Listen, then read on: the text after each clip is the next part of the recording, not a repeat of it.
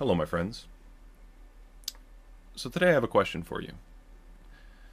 At what point does a person go from being a little different, maybe you don't agree with everything they have to say, but it's still interesting, to being completely subversive and oppositional?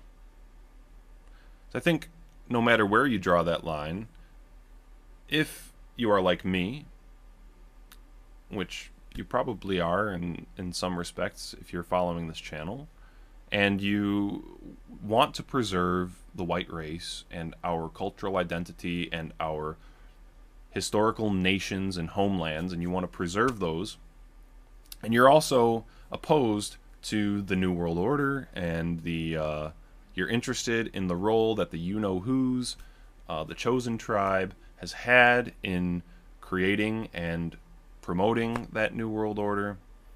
Someone like Jason Reza Jorjani has crossed that line into subversive and oppositional by about a mile. And I'm making this video to show the ways in which he has crossed that line, and to just raise the question of why is he still being promoted in ostensibly right-wing, pro-white, anti you-know-who-ish world order crowds? Why is he still getting his book promoted and his book published by these ostensibly far-right or pro-white circles? It's baffling once you actually get to know who Jorjani is and what he stands for, because he's anti-traditional, he's anti-racist, he's very pro-Jewish, he's even anti traditional gender roles and anti-traditional family structure, and in this video I'm going to show you the ways in which he openly expresses these views. And I follow Jorjani. I followed him for years because I think that he is actually a good intellectual scholar from the inside. And I watch Jorjani in the same way that I'll watch videos put out by the World Economic Forum or videos put out by leading rabbis, because I want to get to know what the philosophy is of these elites, or wannabe elites. In the case of Jorjani, I think he's sort of a wannabe elite, and I think he has a very good understanding of how things like alchemy or other occult religious beliefs have influenced politics throughout the ages. And so I've followed his work for a while, and so I'm pretty familiar with the ways in which he completely flies in the face of the beliefs and values of people like us, people I was just describing. So let's begin with the first fact that Jorjani founded the alt-right corporation with Richard Spencer, and here's a nice picture of them with Hermes in the background. I think Jorjani's a big-time Hermeticist, or he's very influenced by Hermeticism, and you have to wonder how these two got so close when Jorjani is not he's not bashful about his ideas, and he's openly admitted at this point that, let's see here, he's openly admitted that his entire goal in joining the alt-right was to move them and their crowds, the people that they attract as their followers, away from white nationalist ideology. And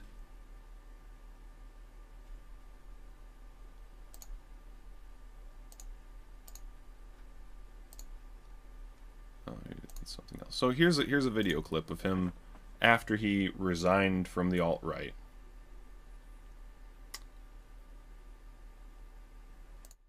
don't really disavow Richard Spencer's politics or his ideology. Certainly, I reject white nationalism. I think it's a bankrupt ideology and extremely destructive. So, why did he join the alt-right and Richard Spencer? To completely misdirect and subvert the original intentions of the alt-right, which was to be sort of a white nationalist organization or a white nationalist movement. And he did this, as he says in other locations, other interviews that I'll show you, with the or I should say under the direction of people in the so-called deep state.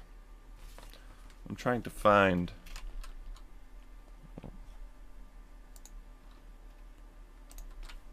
let's see.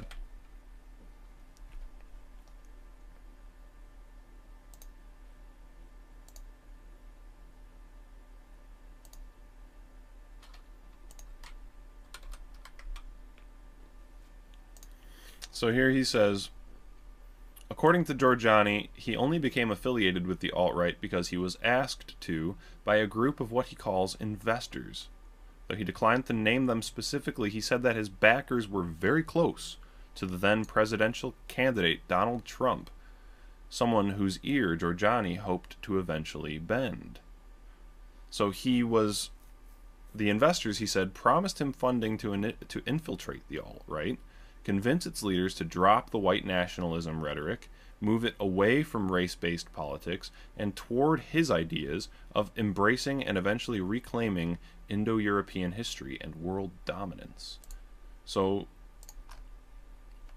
Jorjani, to someone who just reads that sentence, you might still think, oh, well, he wants Indo-European dominance. Whatever that's supposed to mean. People have these ideas of Indo-European equaling white. But what Jorjani really means is he's an admirer of the Persian Empire and envisions a new Indo-European world society in a cosmopolitan manner similar to the Achaemenid Empire of Cyrus the Great, with the philosophical teachings of the Gothas of Zarathustra. So he's a very cosmopolitan, globalist type person. And here's just another clip of him discussing why he got into the alt-right, what his motivations were. From Batbite, who says, addresses you as Reza, you were one of the early members of the alt-right. What is your opinion of the current alt-right? Alt-right would implode and disintegrate. And that's exactly what's happened. It doesn't exist anymore as a viable movement. Now, do I think something like that is going to come back in the future? I do. And I'm very concerned about the form that it will take. What is your concern? Look, my main motivation in being involved with those people was to take that movement away from the discourse of white nationalism and the kind of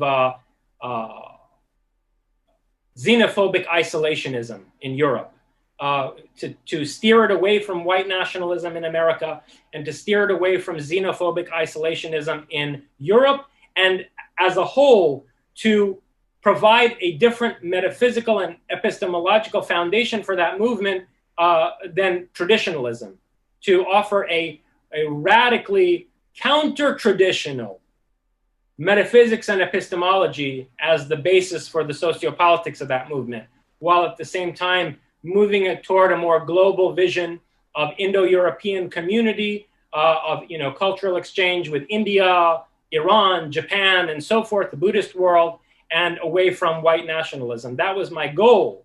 And my concern is that amidst the current violent social chaos that we're seeing, actually when this movement reemerges, it will be more virulently white nationalist. Okay, so he's in favor of this very cosmopolitan point of view, and he's against Europe being xenophobic, which I think means he wants more Indians and Asians and Middle Easterners to be moving into Europe. I would imagine he is definitely pro-multiculturalism, and he's also a big-time butt kisser of the you-know-whos. But well, here's another clip real quick about race. Viewers are going to want to know who you really are, what your values really are. So where do you stand on issues like racism?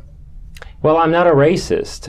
You know, my conception of the Aryan or Indo-European tradition is the conception of a constellation of cultures that are particularly cosmopolitan. Okay, cosmopolitanism. But here's Well, let's talk about Jewish people. You and I have been good friends now for, I think, about 5 years. I'm Jewish. We have mutual friends who are Jewish. You have been welcome in my home as a house guest on now 3 occasions, and you'll be welcome back as long as you wish. I don't have the slightest hint of any anti-Semitism from you. Am I wrong? You know, I don't like to even address this the way that we're addressing it, because this becomes like the standard, so-and-so has Jewish friends and therefore he's not an anti-Semite. The fact of the matter is that Jewish thinkers, artists, filmmakers have had such a deep influence on me throughout the course of my life that it's ridiculous to even frame it in these terms. Right. I mean, Stanley Kubrick is my favorite filmmaker. Franz Kafka is my favorite literary figure. Nietzsche, who is one of my favorite philosophers, confessed to having borrowed most of his thought from Spinoza.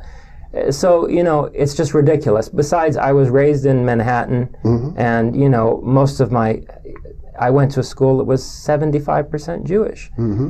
It's ridiculous. And insofar as I deeply identify with the Persian tradition, it should be noted, again, as it has been in many of the programs we've done together, that the Persians and the Jews have a special historical relationship, you know, since the days of Cyrus the Great and the building of the Second Temple. As you've mentioned, Cyrus is the only person referred to in the Hebrew Torah as the Moshiach, or Messiah. That's right. The people who we see as the father of the Iranian nation is the only historical figure who was considered a Messiah by the Jews.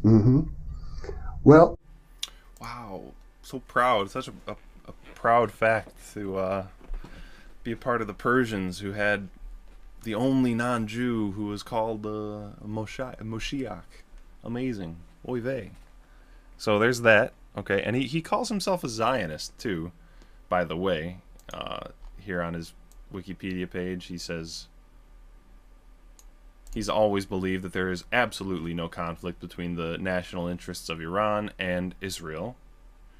And he calls himself an Iranian Zionist. So... Oh, and up here, so he identifies himself, speaking of a little bit of you-know-who-ish influence, he identifies himself as a progressive and a feminist. But that's not all. I mean, he has some... he calls himself anti-traditionalist, which I'm also anti-traditionalist, but I'm pro-tradition. I'm pro-traditional values. I'm just against the traditionalist school of Guénon and Evola and stuff. But I'm very much in favor of traditional values. This guy's not even in favor of any sort of traditional values whatsoever. And I said at the beginning of the video, he's opposed to the traditional roles of the sexes, and he's opposed to the traditional role of the nuclear family structure. And that, I think, is attacking the very core of tradition, because the family is the absolute foundational basis, the most foundational institution of traditional values, traditional culture, and to go against that is attacking tradition at the root. And here is where he discusses how he affirms and approves of technology essentially making sexual dimorphism and the traditional family structure obsolete. In this epoch. And I wager that with the rise of CRISPR, you're going to eventually see biological instantiations of androgyny and of transsexual identity. That in the near future, there is the possibility that we will have more than two sexes, tangibly, you know, walking about in the world. And there's also potentials for reproductive technologies that will further erode the primacy of the family structure, of the traditional family structure. So, you know, there are all kinds of ways in which these emerging technologies threaten the traditional structures of most human societies. And in the Prometheus Manifesto and in the project of Prometheism in general, I actually am affirming that transformative potential. Yikes. Yikes and cringe, Jorjani. And, you know, this sort of line of thinking, like I was saying earlier, how he's into alchemy and Hermeticism and other occult traditions, or what I should say is religions, going back to ancient Egypt. He discusses a bit of that here. I'm not going to play this clip because this video is already going on long enough, but in this video, he discusses how alchemy and other sort of Kabbalistic and Hermetic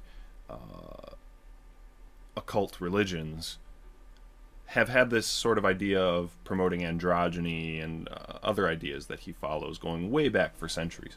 So you could check that out if you want.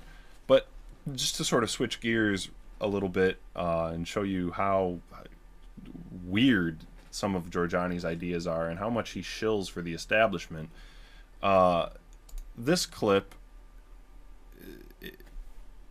this is Jorjani putting the most absurd pro-establishment spin on 9/11 that I have ever heard in my life. When I first heard this, I was really surprised because you'll see in this clip he basically agrees with the idea that 9/11 was a controlled demolition, but then spins it to be pro-establishment, spins it to say that it was covered up as part of a noble lie to sort of protect the people from a sense of helplessness, from a sense of paralyzing fear in the face of this breakaway elite that perpetrated the controlled demolition.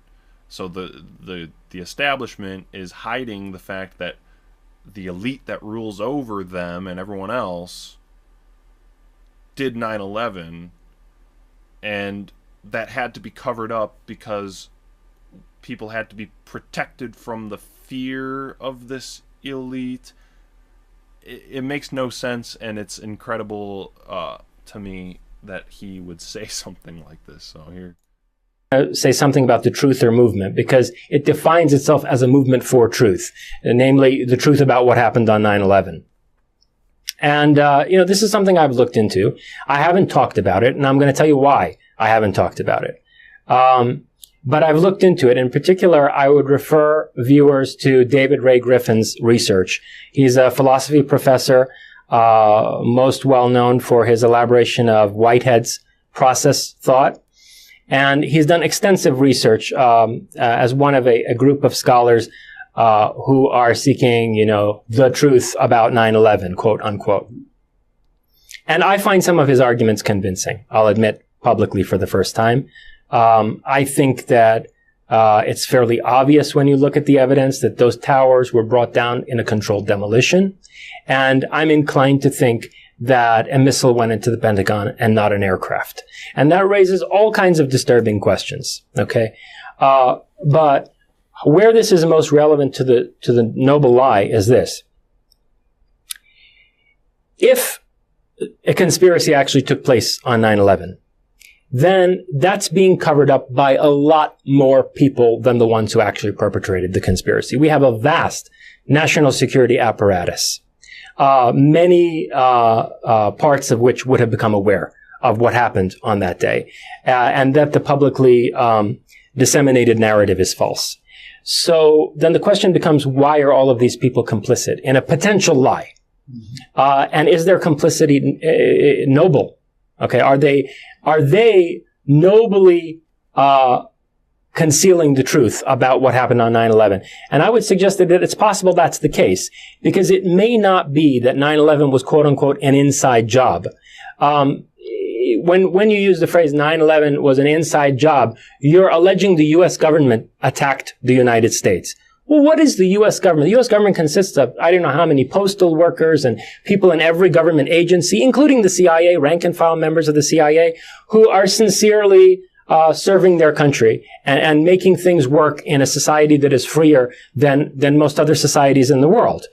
And I think that it's a distinct possibility that some of these respectable scholars for 9/11 truth haven't considered that really what happened on 9/11 is that a group of people who for a very long time have penetrated and infiltrated various rungs of the United States national security apparatus acted from within it to undermine this country and to ensnare us in a very long-term war, which we're still in today, that is potentially going to bring about the downfall of this country, the way that the Soviet adventure in Afghanistan brought about the unraveling of the communist system and the disintegration of the Soviet Union. And in fact, before this interview gets aired, we will have already aired our conversation on the breakaway civilization. I can link to it now in the upper right-hand corner of the screen if viewers of our current discussion want more background on that. That's what I'm alluding to, and that's also relevant to where I wanted to end up here, which is a discussion of the disclosure movement, because that's also a truther movement. It's also a movement that is. So he goes on to start talking about aliens here, but yeah. So his basic idea is that the 9/11 was covered up because the government didn't want everyone to be terrified of this breakaway elite that has taken over. Which just makes no sense.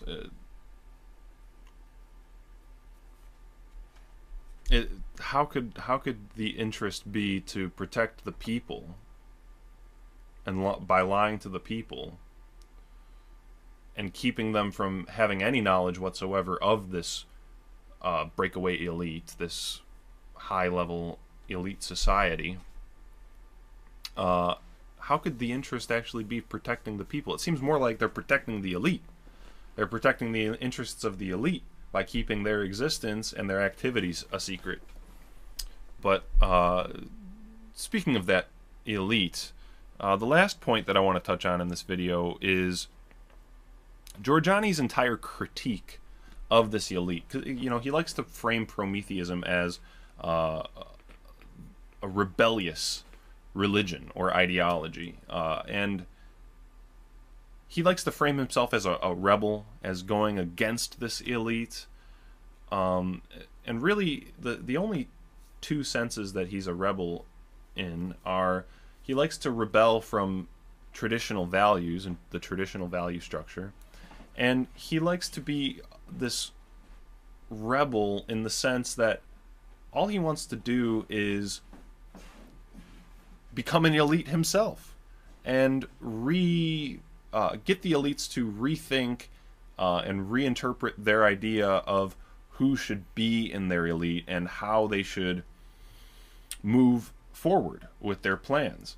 And so talking about this breakaway elite, I think is interesting because I agree with his assessment of the plans of the elite, which basically, as I'll show you here, he concludes that the plans of the elite are to bifurcate society, to have this extreme differential in power between the masses, the little people, and the elite society, and to basically have a controlled destruction of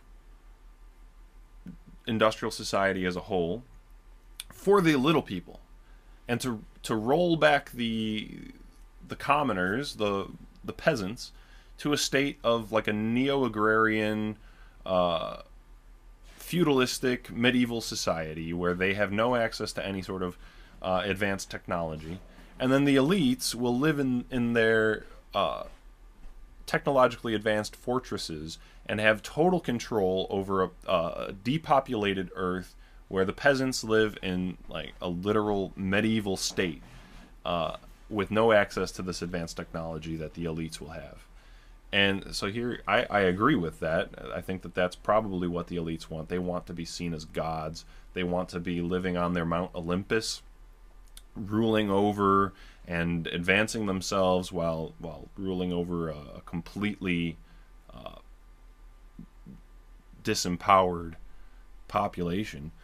And to have the power differential to be so different that there's never any possibility of conflict again between them and the common people.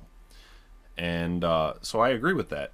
And the first clip I'll show here is Jorjani sort of explaining that a little bit. But then the last clip I'll show is Jorjani's supposed critique of them, which really just amounts to the idea that it shouldn't be the elite as it's constituted now, and really he should be more influential. He should be a higher ranking member of this elite so that he can tell them who to accept into the fold and who to reject.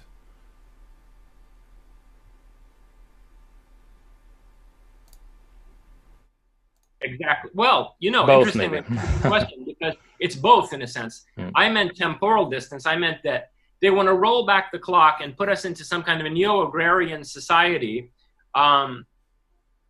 Let's say, okay, a society structured at the very least in the way that the world was right before the Industrial Revolution. So around 1750, just before the French Revolution, just before the advent of the first Industrial Revolution, you had a population in 1750 that was approximately 10% of what it is today.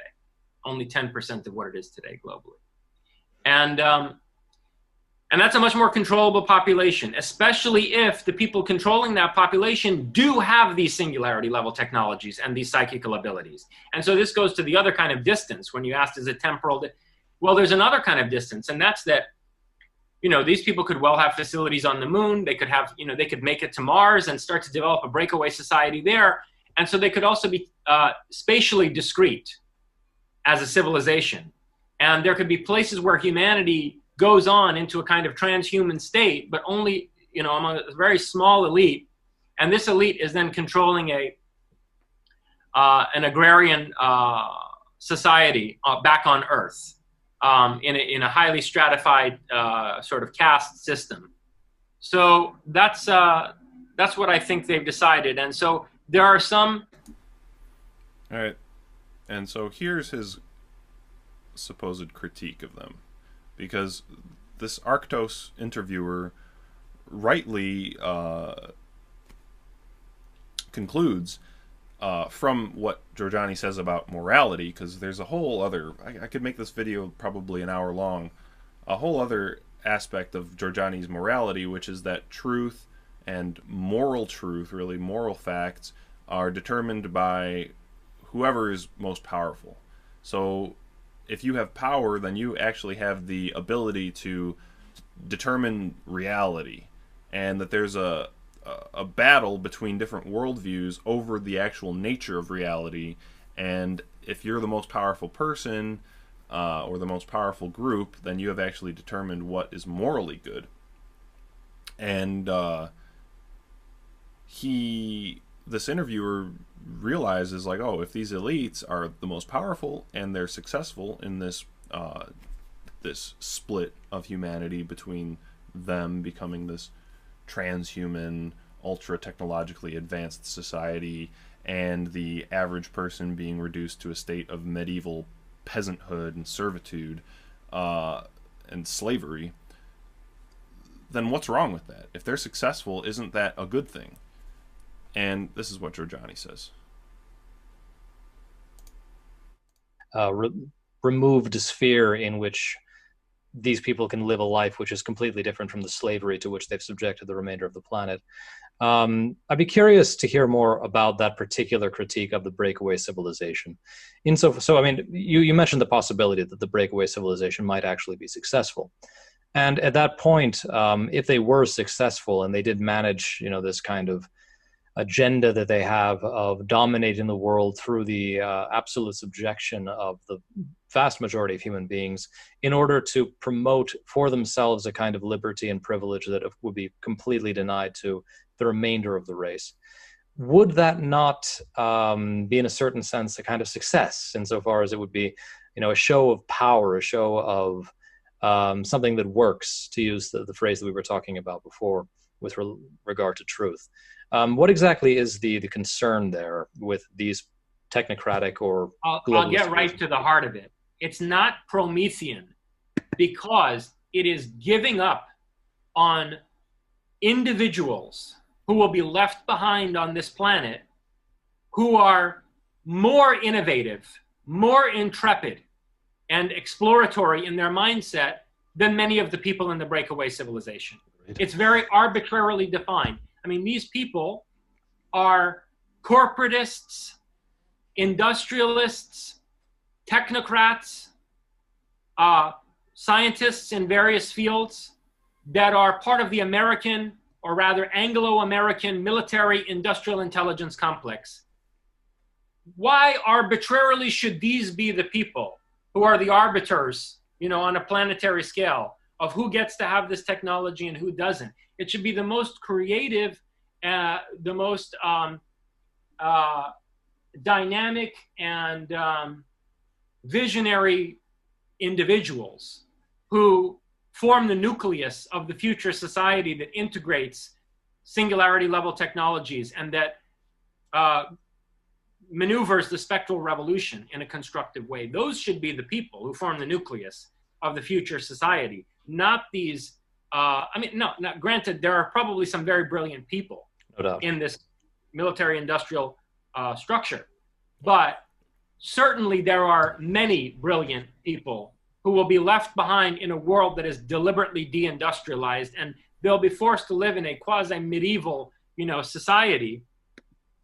Don't make me live in the quasi-medieval society, please, elites, please. That doesn't do their abilities justice at all. So my weak frame, my weak physiognomy, my little jelly arms and legs would never survive in such a place doing such things. My abilities are all up here. All I can do is think. Please let me become your advisor. So what I'm calling for is a kind of meritocracy where, it's the best people. And in this sense, it's an aristocratic vision in the true sense of aristocracy, Indeed. going back to Indeed. the Greek conception of aristocracy. It's a vision of a society where the best people will rule and the best people will, form the core of, the new order on the other side of this singularity, rather than an arbitrarily constituted group of corporatists and industrialists and the scientists who are in their employ. So that's one of my problems with them, is that they're not Promethean in the sense that Prometheus was a martyr for humanity and a champion of humanity against the Olympian gods. Prometheus is not a man of the people in the sense of, the ordinary, everyday, average man, das Mann, as Heidegger calls him, or mass man, or, what Nietzsche calls the last men, the Untermenschen. But Prometheus is a man of the best people and a defender of, those human beings who aspire to become a race of new gods. And okay, so in conclusion, Jorjani essentially wants to be an advisor to the elites. He wants to be able to help them decide who is going to be accepted into this new race of gods and who should be left behind in the neo-agrarian slave society. And he is opposed to racism or preserving white cultures and white nations. He is opposed to the traditional roles of the sexes and gender roles, I should say. He is opposed to the traditional family structure. He embraces the idea that technology will make us transhuman, which means transcending all of these so-called limitations of the human condition. And he's a big fan of the you-know-whos, which all makes sense. So why is he being accepted into ostensibly right-wing circles online? Why is he being promoted by ostensibly pro-white, pro-tradition, pro anything decent crowds online? I don't understand. It baffles me, and more people, I think, should understand really what Jorjani stands for, because he does like to try to shapeshift and change how he presents his ideas to different crowds of people. And but the more you watch of him, the more time you spend actually listening to him speak, the more of a degenerate slime he appears to be. And he's a very smart, very intelligent degenerate slime, but I don't agree with anything that he has to say. And I don't see why he's being promoted. Again, I don't see why he's being promoted in ostensibly white, pro-white, right-wing circles online. So that's about all I have to say. Thank you for watching.